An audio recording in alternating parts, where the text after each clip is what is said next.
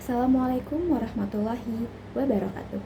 Perkenalkan, nama saya Alifah Aristawati, biasa dipanggil Alifah, dari kelompok 12 UMTA. Pembuatan video ini merupakan salah satu tugas konsekuensi yang saya lakukan karena saya telah lalai dan melanggar beberapa peraturan pada PSA Mabim Fakultas Farmasi Universitas Indonesia tahun 2025. Pada kesempatan kali ini, saya akan menjelaskan kembali rangkuman mengenai materi pada PSAF hari kedua yang berjudul Pengenalan Profesi Apoteker di Bidang Klinis.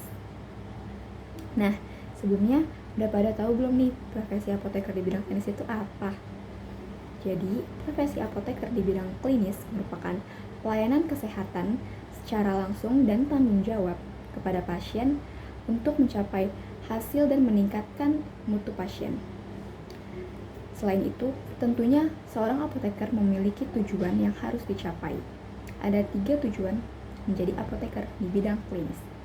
Yang pertama, menyembuhkan diri pasien. Lalu yang kedua, mengurangi ataupun menghilangkan penyakit pada diri pasien. Dan yang ketiga, mencegah munculnya penyakit pada diri pasien. Tentunya dari ketiga itu sangat penting bagi seorang pasien.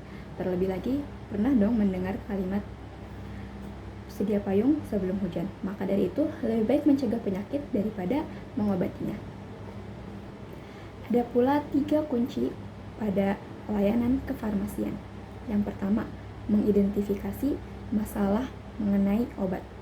Yang kedua, menyelesaikan masalah mengenai obat. Dan yang ketiga, hindari masalah mengenai obat. Oke teman-teman, sebelumnya udah pada tahu belum sih ruang kerja ataupun lingkup kerja seorang apoteker di bidang klinis? Jadi, apoteker di bidang klinis itu biasanya bekerja di RS, apotek, puskesmas, klinik, maupun home farm care. Jadi bukan cuma di apoteker yang katanya sih jaga obat doang, enggak ya.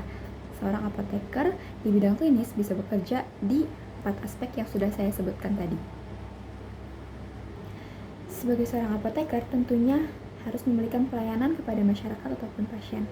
Nah, biasanya ada 12 pelayanan yang dilakukan oleh seorang apoteker. Yang pertama, itu ada medication history taking. Yang kedua, itu ada medication conservation. Yang ketiga, sterile and non-sterile dispensing. Yang keempat, itu ada medication mentoring. Yang kelima, itu ada home pharmaceutical care. Yang keenam, itu ada pharmacy visit. Yang ketujuh, ada prescription verification. Yang kedelapan, ada drug use evaluation. Yang kesembilan, ada adverse NBG reaction mentoring. Yang ke-10, ada medication counseling. Yang ke-11, ada drug information status. Dan yang ke-12, ada therapeutic drug mentoring. Oke, selanjutnya apalagi ya? Mungkin sekarang aku akan menjelaskan mengenai apa aja sih kemampuan yang harus dimiliki oleh seorang apoteker di bidang klinis. Yang pertama itu ilmu farmakologi dan farmakoterapi. Mengapa demikian? Karena tentunya seorang apoteker akan banyak berkelahi dengan obat. Jadi kita harus mengetahui bagaimana reaksi obat tersebut dalam tubuh dan memberikan obat yang terbaik untuk pasien. Lalu yang kedua, kemampuan komunikasi secara klinis. Dengan begitu, kita akan menyampaikan bagaimana jenis obat yang akan digunakan kepada pasien, dosisnya, dan cara penggunaannya. Yang ketiga, analisis terhadap data pasien. Yang keempat, etika profesi dan empati. Dan yang terakhir atau yang kelima, itu kemampuan kerjasama tim. Karena sebagai seorang apoteker tentunya dia tidak akan bekerja sendirian. Jadi kita pun harus memiliki kemampuan bekerja sama dengan tim. Oke, selanjutnya yaitu tantangan yang sering dihadapi oleh seorang apoteker terutama di bidang klinis. Yang pertama itu kurangnya pengetahuan masyarakat mengenai profesi apoteker.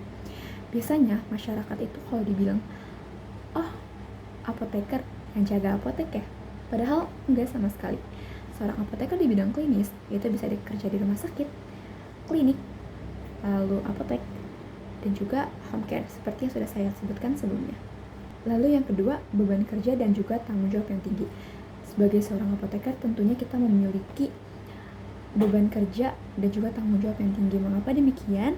Karena kita bertugas untuk memberikan pelayanan kesehatan yang terbaik kepada pasien, memberikan obat dan juga resep dosis kepada pasien dengan takaran yang sesuai dengan penyakit yang dimiliki atau yang dihadapi oleh pasien tersebut.